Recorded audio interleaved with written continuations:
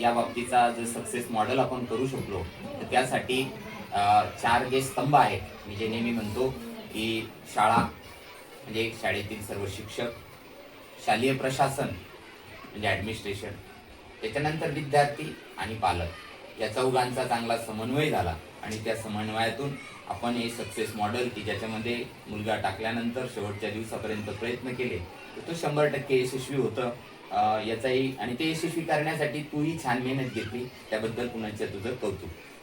सागर, की तू देवीदास सावरकर इंटरनॅशनल स्कूलमध्ये 1 जून 2011 रोजी या शाळेमध्ये प्रवेशित झाला होता आणि तेव्हा तुझा प्रवेशाचा वर्ग KG1 होता. तर सलग आपण 15 वर्ष या स्कूलमध्ये अथक मेहनत तू घेतली. आज तू IITला लागला आणि शाळेचं जे स्वप्न होतं की ग्रामीण भागामध्ये आपल्याला IITला लागायचे, ते स्वप्न तू पूर्ण केलं. त्याबद्दल तुझं प्रथमतः मी कौतुक करतो. तर मला तुला विचारायचं आहे की हे स्वप्न पूर्ण करण्यासाठी जे काही शाळेनं वेगवेगळी मेहनत घेतली, तुझ्या आजोबांनी, तुझ्या आईवडिलांनी तुला जी साथ दिली, शिक्षकांनी प्रचंड मेहनत घेतली, वेगवेगळे प्रयोग केले, नवोदयच्या वेळेस कठीण म्हणजे खडतर असं टीचिंग शिक्षकांनी सकाळ संध्याकाळ देऊन केलं आणि या सगळ्या प्रयोगांअंती आज मला खूप आनंद होतोय की तू IITला लागला. तर या प्रवासाच्या बाबतीत आपण छोट्याशा गप्पा मारणार आहोत. त्या गप्पांमध्ये आपल्याला कळेल की अशाच पद्धतीची प्रेरणा प्रत्येक मुलाला आपल्या परिसरातल्या मिळो, प्रत्येक आईवडिलाला मिळो आणि त्याच्यातून आपला जो ग्रामीण भाग आहे किंवा आपला जो परिसर आहे मसल्याचा, त्यामध्ये असंख्य मुलं IITला NITला जावो. तर या पद्धतीने आपण छोट्याशा गप्पा आज मारूया. तर तुला काय मत आहे की कशामुळे आपल्याला हे यश मिळालं? सर्वप्रथम तर मी माझे सर्व शिक्षकवृंद, माझे वडील, माझी आई, माझे पालक आणि विशेषतः माझे बाबा पंडित जाधव, त्यांचं खूप सारे योगदान, सर्वांचं योगदान, सर्वांचं मोटिवेशन, सर्वांचं प्रोत्साहन हे माझं मला एक अशी दिशा दिली की मी आज सध्या एक IIT म्हणून तुमच्यासोबत बोलतो. सर्वात मेन म्हणजे मी आपल्या शाळेत KG1ला स्टार्टिंगची विद्यार्थी होतो. नंतर मग आपण नर्सरीपासून 5th क्लास लोक रेग्युलर क्लासेस, हँडरायटिंग सुधारणे, ACIला एक कर्सिव्ह बुक द्यायचं शकतो. त्याच्यातून माझी हँडरायटिंग इम्प्रूव्ह केली. माझी हँडरायटिंग इम्प्रूव्ह करण्यापासून तर 5th क्लासमध्ये नवोदयमध्ये सिलेक्शन होण्यापर्यंत आणि आता IITमध्ये सिलेक्शन होण्यापर्यंत सर्व गोष्टी म्हणजे आपल्या शाळेचं खूप मोठा योगदान, सर्व शिक्षकांचं हक्काचं वाटायचं. सर्वप्रथम तर मी जेव्हा 5thमध्ये होतो तेव्हा आमचे मॅथचे सर रुद्राक्ष सर, मराठीचे इंग्लिशचे सर तायडे सर आणि मेंटल ॲप्टिट्यूड म्हणजे ITचे सर रोजगार सर यांनी माझ्यासोबत 1 to 1 म्हणजे परस्पर म्हणजे एकमेकांशी संवाद साधून शिकवलं. त्यातून मी आज नवोदयमध्ये लागलो. दररोज नवोदयमध्ये लागलो होतो. दररोज टेस्ट घ्यायचे, दररोज सराव पेपर घेऊन ते मार्क्स पाहायचा, मार्क्सचं ॲनालिसिस करायला टेस्टचं, किंवा हा प्रश्न चुकला, ह्या प्रश्नामध्ये कोणती चुकली, तू कसं काय चुकला, हे सर्व गायडन्स तेव्हा नवोदयच्या टायमाला मला सरांनी दिलं. तसा स्कॉलरशिपचा पेपर घेतला होता, त्यामध्ये मी सर्वांचे योगदान होते. स्कॉलरशिपमध्ये पण सर 300 पैकी पेपर असतात. तर प्रत्येक वेळेस सर डेली टीचर्स लोक टेस्ट घ्यायची, मॉक टेस्ट घ्यायची, त्याच्यातून ॲनालिसिस करायचं. नंतर मग मी 5th क्लासमध्ये नवोदयमध्ये लागलो. पुन्हा 10th क्लासमध्ये इथं आलो. तर 10th क्लासमध्ये मला शिकवणारे तायडे सर, रुद्राक्ष सर, तारे सर इंग्लिशसाठी आणि पंडितकरसाठी इंग्लिश ग्रामर, हिंदीसाठी भारताचं सर होते आणि जिओग्राफीसाठी बलिंगे सर होती. यांचं सर्वांचं एक असं डायरेक्शन असून मला 10th क्लासमध्ये 92% पडले होते. नंतर मी 11th-12th आपल्याला केली. नंतर 11th-12th मला मेन्समध्ये 95 आली. पण तेव्हा मी थोडा असं मला वाटलं नाही की मला इथल्या आले, पण मी थोडा हे होतो किंवा नाही आपण करू शकतो. तर मग मी 12th असताना 95 पडली, पण मला वाटलं की आपण अजून घेऊ शकतो. त्यासाठी मी 1 वर्ष रिपीट केलं आणि रिपीट करताना माझे आवडते सर म्हणजे रोज सर आणि पायल मॅडम यांच्या सोबत राहून मी माझं जी ड्रॉप मी रिपीट केलं 12th नंतर, तर ते रिपीट करून असताना माझी मॉक टेस्ट घ्यायचे दर रविवारी मॉक टेस्ट घ्या. माझं आतापर्यंत सरांनी 120 टेस्ट घेतल्या एका वर्षामध्ये. तर त्यामध्ये माझा स्कोर पाहायचा, स्कोर तुम्हाला सेंड करायचा, बुक पण सेंड करायचा, ॲनालिसिस करायची, ते टेस्ट झाली की त्याचं सोल्युशन पीडीएफ द्यायची. तर पीडीएफमध्ये मग कोणता प्रश्न चुकला तर सगळं ॲनालिसिस करून एक म्हणजे प्रॉपर फक्त टेस्ट नाही, टेस्ट झाल्यानंतर त्याचं जे ॲनालिसिस आहे ते सर्व करून घ्यायचे सर. नंतर मग मी लॅबमध्ये अभ्यास करायचो, लॅबमध्ये मी ऑनलाईन लेक्चर करायचे. तेव्हा आमच्या लॅबमध्ये लक्ष ठेवायला एक आपल्या मॅडम होत्या, सुनीता मॅडम होत्या, त्यांनी माझ्यावर लक्ष ठेवलं. म्हणजे माझ्यावर नाही, सर्व लॅबवर मॅडमचं लक्ष ठेवायचं, कोणी काही करतं का, किंवा नुसतं अभ्यास करतोय का की दुसरी गोष्टी पाहतो, समजा यूट्यूब किंवा की गेम खेळतो मोबाईलमध्ये, ते सर्व लक्ष मॅडम ठेवायचं की मॅडमचं बी एक असं धाक असायचं की आपल्याला करणं आहे. तर मॅडम झाल्या, नंतर मग वैष्णव मॅडम झाल्या, त्यांचं एक Vaishnav madam, Payal madam, Moro sir, बाकीचे Ingale sir, Panditkar sir, Manish Pandit sir मॅथचे, यांचं एक गायडन्स असायचं, मोटिवेशन असायचं. कधी पण डाऊट आला त्यांनी विचारायचं, त्यांच्याशी संवाद साधायचा, काय समजा काय डाऊट आहे काय आहे. सर्वांच्या येत ना. मी सध्या मला समजा मेन्समध्ये जानेवारीच्या अटेम्प्टमध्ये 98.5 आले. ॲडव्हान्समध्ये माझा ओबीसी रिझल्टचा रँक 3,921 आहे ऑल इंडिया. तर ते एक सक्सेसच्या मग प्रत्येक शिक्षकाचा, माझ्या पालकांचा, माझ्या बाबाचा, माझ्या पप्पाचा, सर्वांचा वाटा आहे. कारण की आपण कसं आपण अभ्यास करतो, पण अभ्यासा व्यतिरिक्त जे असतं मोटिवेशन किंवा असं कोणी गायडन्स, तर ते हे पण एक महत्त्वाची गोष्ट असते. अभ्यास करणं सोडतो, मग गायडन्स पण महत्त्वाचं असतो. तर आपल्या शाळेमुळे मला आज समजा मी IIT गुवाहाटीला गेलो, हे आपल्या शाळेचा एक खूप मोठा वाटा आहे. तर तुला आपले जे व्हाईस प्रिन्सिपल आहे वरुवाग सर, पायल मॅडम, आपले सर्व शिक्षक, या सर्वांचं छानपैकी मार्गदर्शन मिळालं. मनीष पंडित सर असतील, इंगळे सर असतील, त्याच्यानंतर वैष्णवी थार मॅडम असतील, तर या सर्वांचं तुला छानपैकी मार्गदर्शन मिळालं. प्रत्येक डाऊट, सगळ्या गोष्टी तुझ्या बारकाईने सोडवण्यात आला. तुला तुझ्या आईवडिलांचंही पाठबळ मिळालं, मोटिवेशन मिळालं, आणि विशेषतः तुझे जे आजोबा आहेत आणि मामा सुद्धा तुझे वारंवार तुझी काळजी घेत होते. तुला 14 महिने आपण जे कंटिन्यू स्कूलमध्ये ठेवलं, तर या गोष्टीचा तुला त्रास झाला, तर त्याच्यातून तुला उत्साह वाटला की उन्हाळ्याच्या सुट्ट्या मी असेल किंवा डायरेक्टर मॅडम असतील, सुनीता मॅडम असतील किंवा वर्षा मॅडम असतील किंवा प्रिन्सिपल अमोल सर असतील, कोणी सुट्ट्या न घेता तुझ्यासोबत सगळेजण थांबले आणि तुला कंटिन्यू मोटिवेट करत राहिले. तर याचा तुला कधी त्रास झाला असं काही वाटतंय का तुला, किंवा या सगळ्या गोष्टी सारख्या माझ्याकडून करून घेतल्या जात आहे? नाही सर, त्रास बिलकुल नाही. कारण की मला माहित होतं की आपल्याला काही करून सक्सेस होणं किंवा IIT सिलेक्शन घेणं, NIT सिलेक्शन घेणे, त्याचा त्रास नाही सर, उलट याचा फायदा आला. कारण की यांचं सतत लक्ष असणं किंवा गायडन्स असणं एक आपल्यासाठी चांगलीच गोष्ट आहे. आपण समजा थोडं तरी भरकटलो किंवा डायरेक्शन चुकीच गेले की सर बोलायचे किंवा डाऊन मार्क्स कसं कमी येत आहे, किंवा मॅडमचं लक्ष असायचं, पायल मॅडमचं किंवा सुनीता मॅडमचं, वैष्णव मॅडमचं, पण सर्वांचा काही त्रास नाही, उलट फायदा आहे सर याचा. म्हणजे आपण एक गायडन्स खाली असतो, एका छताखाली असतो की त्याच्यावर सर्व भेटतं. म्हणजे गायडन्स, टेस्ट किंवा आपल्याला ऑनलाईन करणे, तर ऑनलाईनसाठी सुविधा सगळं आहे, तर ते उलट फायदा आहे सर. तर सागर, तू मला एक सांग की आपल्या शाळेतून असंख्य मुलं हे लातूरला गेले, नांदेडला गेले, कोट्याला गेले, छत्रपती संभाजीनगरला गेले, पण या विद्यार्थ्यांना फारच कमी मार्क मिळाले आणि तुला खूप जास्त मार्क मिळाले.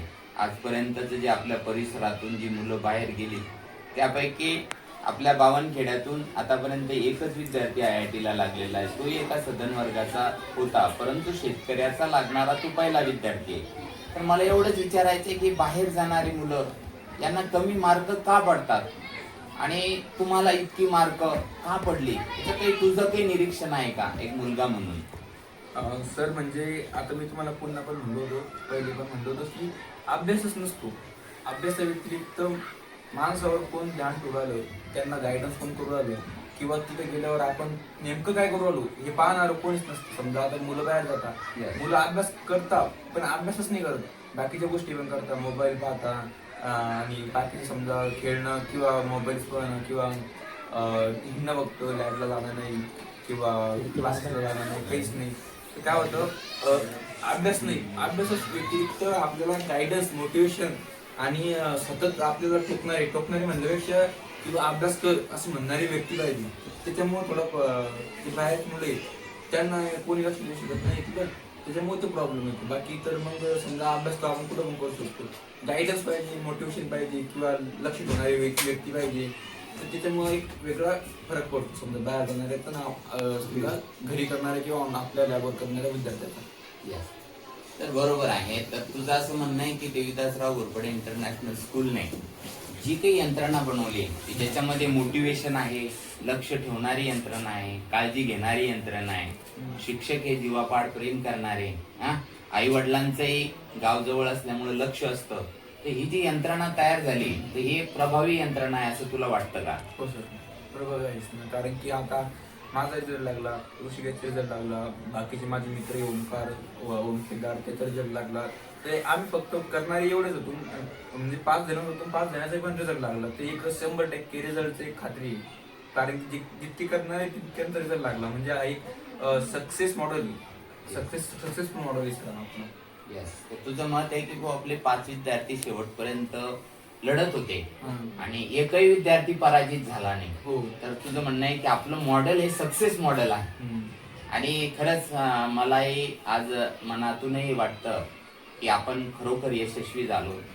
आणि तुला असं वाटतंय का की आपण या मॉडेलद्वारे 30 दिवस मजुरी, आई वडील जी मजुरी करतात तेवढ्या मजुरीच्या पैशात सुद्धा आपल्या तिथे शिक्षण होऊ शकतं असं वाटतं तुला? हो सर, शुअरली का नाही होऊ शकत. कारण की बाहेरचं जितकं समजा पोटाला जो व्यक्ती गेला, विद्यार्थी गेला आणि आपल्या इकडे जो विद्यार्थी शिकू राहिला, तर आपल्याला रिझल्ट तर माहिती आहे आता कसा आला. तर पोटाला लागतो खर्च समजा 4 लाख 5 लाख. आपल्या इकडे मॅक्स टू मॅक्स मी म्हणतो 50,000 लागत असेल किंवा 60 लाख असं मॅक्स टू मॅक्स, याच्या व्यतिरिक्त लागत नाही. आणि इतकं माणूस कमवतो, पण पोटाला जाऊन 6 लाख देणं आणि 5 लाख देणं, 5-6 लाख देणं, त्यात पण रिझल्टची शुअरिटी नाहीये. हा एक थोडा ड्रॉप आहे बाहेरचा. Yes. तर चालेल, आपण या पद्धतीने यंत्रणा तयार केली आणि तू सुद्धा मला 15 वर्ष जे काही प्रयोग केले त्या प्रयोगामध्ये तू तुझ्या कुटुंबाने मला साथ दिली. तर या बाबतीचा जर सक्सेस मॉडेल आपण करू शकलो तर त्यासाठी 4 जे स्तंभ आहेत मी जे नेहमी म्हणतो की शाळा म्हणजे शाळेतील सर्व शिक्षक, शालेय प्रशासन म्हणजे ॲडमिनिस्ट्रेशन, त्याच्यानंतर विद्यार्थी आणि पालक या चौघांचा चांगला समन्वय झाला आणि त्या समन्वयातून आपण हे सक्सेस मॉडेल की ज्याच्यामध्ये मुलगा टाकल्यानंतर शेवटच्या दिवसापर्यंत प्रयत्न केले तर तो 100% यशस्वी होतं. याचाही आणि ते यशस्वी करण्यासाठी तूही छान मेहनत घेतली, त्याबद्दल पुन्हा तुझं कौतुक. दादा, तुम्हाला कसं वाटतंय की तुम्ही एका IITN चे वडील आहात की जो IITN आज काही IITN असे आहे भारतातले की ते 295 कोटी रुपयापर्यंत पगार घेतात. तर अशा मुलाचे तुम्ही पालक आहात. काही IITN असे की ते IAS IPS आहेत, मोठमोठ्या पदावरती आहेत. तर अशा वडिलांचे, अशा मुलाचे तुम्ही पालक आहात, तुम्हाला कसं वाटतंय?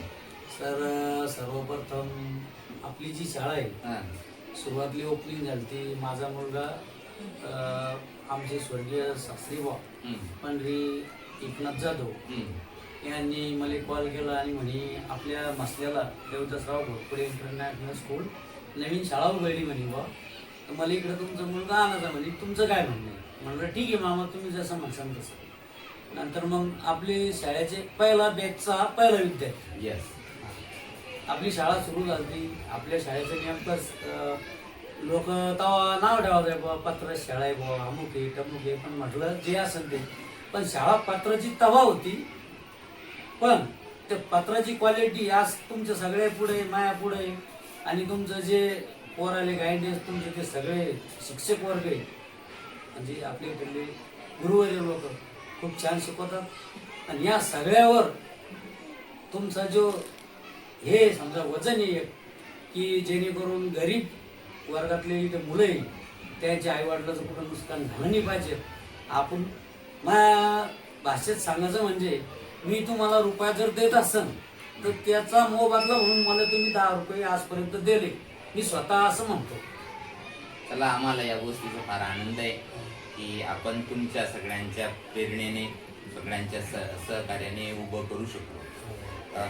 तर सध्या तुम्ही जे काही शेतीचं आणि इतर जे पूरक व्यवसाय करतात आणि त्याच्यातून तुम्ही जे काही थोडीफार पुंजी साठवली होती आणि त्याच्यातून तुम्ही इतके कष्ट करून तुमच्या बाळाला शिकवलं, बरोबर आहे. तर मला माझ्या माहितीनुसार तुम्ही तर काही नोकरीला नसते, नाही आणि भरपूर काही पैसाही नसेल, नाही. पण आज तुमचा मुलगा, तुम्ही एक गुणवान मुलाचे पालक झाला, त्याबद्दल तुम्हाला एकदम समाधान वाटतंय ना? सर, गुणवान मुलाचा पालक झाल्या करता हे गुणवान जो बनवला हे मी नाही बनवला, हे तुमचे उपकार, तुमच्या शाळेचे उपकार. असं मग विचार कवा मी माझ्या डोक्यात तेवढा विचार. जर समजा मी माझा मुलगा गावाकडे तुला असता, कदाचित आता काही गोष्टी बोलू नये, पण आपलं लाईव्ह तुम्ही मला बोलायला राहील म्हणून तरी बोलतो. आज समजा एका गल्लीनं हा हिंडला असता तर दुसऱ्या गल्लीनं मी हिंडला असतो, बरोबर. काहीच प्रगती नसती माझ्या मुलं. ही जी प्रगती झाली, पहिले उपकार सासरेबाचे, नंतर तुमचे, असं मी मानतो. मला इतर समजा कोण काय म्हणतं, काय म्हणते घेतली, पण मी 2 लोकांचे म्हणल्यापेक्षा म्हणजे 2 लोकांचे उपकार, ते म्हणजे एक माझे सासरेबा, दुसरे म्हणजे तुम्ही, बस एवढं वाटतं मला. माझ्या अंतःकरणापासून हे शब्द आहे.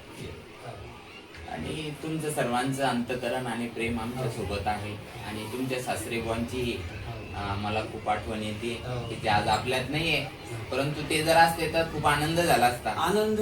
पुन्हा मला जे आता हे कागदपत्र जे जमा करणं पडत, समजा आता करू आलो मी, याचा मला कोणत्याच गोष्टीचा ताप नसतं, समजा त्यानं सगळं करून घेतलं असतं. सगळं करून घेतलं असतं. आणि त्यांची खूप काळजी होती.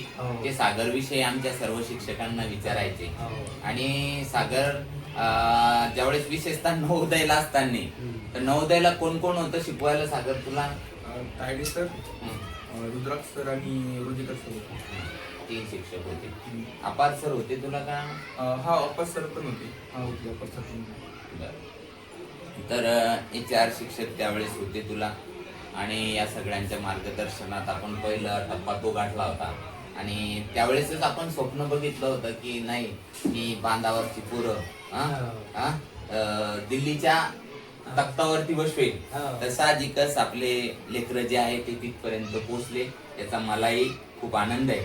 आणि पुण्याच्या तू सांगितलं की ऋषिकेश, ओम केदार, ओंकार शेळके, श्रद्धा मांडे आणि तू, असे 5 हिरे यावर्षी पंचरत्न मला प्राप्त झाले. आणि त्यासाठी तुम्ही सगळ्यांनी जे काही मेहनत घेतली, जी काही आईवडिलांनी तुम्हाला साथ दिली, तर याच्याबद्दल मी पुण्याच्या तुमचं सगळ्यांचं कौतुक करतो.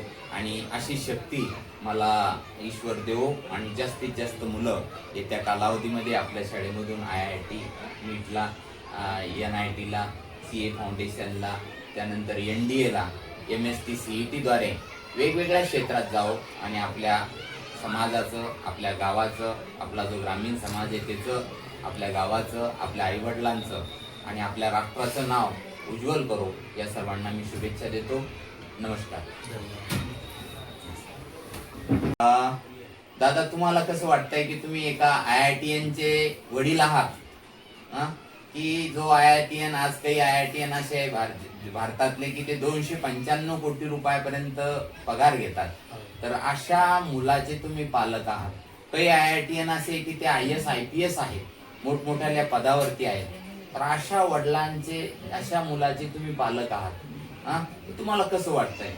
सर, सर्वप्रथम आपली जी शाळा आहे, सुरुवातली ओपनिंग झाली, माझा मुलगा आमचे स्वर्गीय सासरीबा पंढरी एकनाथ जाधव यांनी मला कॉल केला आणि म्हणे आपल्या मसल्याला देवदासराव घोरपडे इंटरनॅशनल स्कूल नवीन शाळा उघडली म्हणे बा, तर मला इकडे तुमचा मुलगा आणायचा म्हणे, तुमचं काय म्हणणं आहे? म्हणलं ठीक आहे मामा, तुम्ही जसं म्हणसान तसं. नंतर मग आपली शाळेचे पहिला बॅचचा पहिला विद्यार्थी, यस, आपली शाळा सुरू झाली. आपल्या शाळेचं नेमकंच लोक तेव्हा नाव ठेवायचं आहे, पत्र शाळा आहे बुवा, अमुक आहे तमुक आहे, पण म्हटलं जे असेल ते, पण शाळा पत्राची तवा होती पण त्या पत्राची क्वालिटी आज तुमच्या सगळ्या पुढे माया पुढे आणि तुमचं जे पोराले गायडन्स तुमचे ते सगळे शिक्षक वर्ग आहे म्हणजे आपल्याकडले गुरुवर्य लोक खूप छान शिकवतात आणि या सगळ्यावर तुमचा जो हे समजा वजन आहे की जेणेकरून गरीब वर्गातले इथे मुलं आहे त्यांच्या आईवडिलाचं कुठं नुकसान झालं नाही पाहिजे. आपण माझ्या भाषेत सांगायचं म्हणजे मी तुम्हाला रुपया जर देत असेल तर त्याचा मोबदला म्हणून मला तुम्ही 10 रुपये आजपर्यंत दिले मी स्वतः असं म्हणतो. चला, आम्हाला या गोष्टीचा फार आनंद आहे की आपण तुमच्या सगळ्यांच्या प्रेरणेने सगळ्यांच्या सहकार्याने उभं करू शकतो. तर सध्या तुम्ही जे काही शेतीचं आणि इतर जे पूरक व्यवसाय करतात आणि त्याच्यातून तुम्ही जे काही थोडीफार पुंजी साठवली होती आणि त्याच्यातून तुम्ही इतके कष्ट करून तुमच्या बाळाला शिकवलं, बरोबर आहे. तर मला माझ्या माहितीनुसार तुम्ही तर काही नोकरीला नसते नाही आणि भरपूर काही पैसाही नसेल. नाही पण आज तुमचा मुलगा, तुम्ही एक गुणवान मुलाचे पालक झाला, त्याबद्दल तुम्हाला एकदम समाधान वाटतंय ना सर. गुणवान मुलाचा पालक झाल्या परता हे गुणवान जो बनवला हे मी नाही बनवला. हे तुमचे उपकार, तुमच्या शाळेचे उपकार असं मग विचार कवा मी माझ्या डोक्यात तेवढा विचार आहे. जर समजा मी माझा मुलगा गावाकडे फुला असता कदाचित आता काही गोष्टी बोलू नये पण आपलं लाईव्ह तुम्ही मला बोलायला राहिले म्हणून तरी बोलतो. आज समजा एका गल्लीनं हा हिंडला असता तर दुसऱ्या गल्लीनं मी हिंडला असतो, बरोबर. काहीच प्रगती नसती माझ्या मुलं. ही जी प्रगती झाली पहिले उपकार सासरेबाचे नंतर तुमचे असं मी मानतो. मला इतर समजा कोण काय म्हणतं काय मला त्याची घेत नाही पण मी 2 लोकांचे म्हणल्यापेक्षा म्हणजे 2 लोकांचे उपकार ते म्हणजे एक माझे सासरेबा दुसरे म्हणजे तुम्ही, बस एवढं वाटतं मला. माझ्या अंतःकरणापासून हे शब्द आहे. आणि तुमचं सर्वांचं अंतकरण आणि प्रेम आमच्या सोबत आहे आणि तुमच्या सासरेबुवांची मला खूप आठवण येते की ते आज आपल्यात नाहीये, परंतु ते जर असते तर खूप आनंद झाला असता. आनंद पुन्हा मला जे आता हे कागदपत्र जे जमा करणं पडत समजा आता करू आलो मी याच्यामध्ये कोणत्याच गोष्टीचं तार नसतं समजा त्यानं सगळं करून घेतलं असतं. सगळं करून घेतलं असतं आणि त्यांची खूप काळजी होती. ते सागर विषयी आमच्या सर्व शिक्षकांना विचारायचे आणि सागर ज्यावेळेस विशेषतः नवोदयला असताना तर नवोदयला कोण कोण होतं शिकवायला सागर तुला? तायडे सर, रुद्राक्ष सर आणि रोजिकर सर होते. 3 शिक्षक होते. अपार सर होते तुला का? हा अप्पर सर पण होते. हा होते अप्पर सर पण. तर हे 4 शिक्षक त्यावेळेस होते तुला आणि या सगळ्यांच्या मार्गदर्शनात आपण पहिला टप्पा तो गाठला होता आणि त्यावेळेसच आपण स्वप्न बघितलं होतं की नाही ही बांधावरची पोरं दिल्लीच्या तख्तावरती बसवेल. तर साहजिकच आपले लेकरं जे आहे ते तिथपर्यंत पोहोचले, याचा मलाही खूप आनंद आहे. आणि पुण्याच्या तू सांगितलं की ऋषिकेश, ओम केदार, ओंकार शेळके, श्रद्धा मांडे आणि तू असे 5 हिरे यावर्षी पंचरत्न मला प्राप्त झाले आणि त्यासाठी तुम्ही सगळ्यांनी जे काही मेहनत घेतली, जी काही आईवडिलांनी तुम्हाला साथ दिली, तर याच्याबद्दल मी पुण्याच्या तुमचं सगळ्यांचं कौतुक करतो.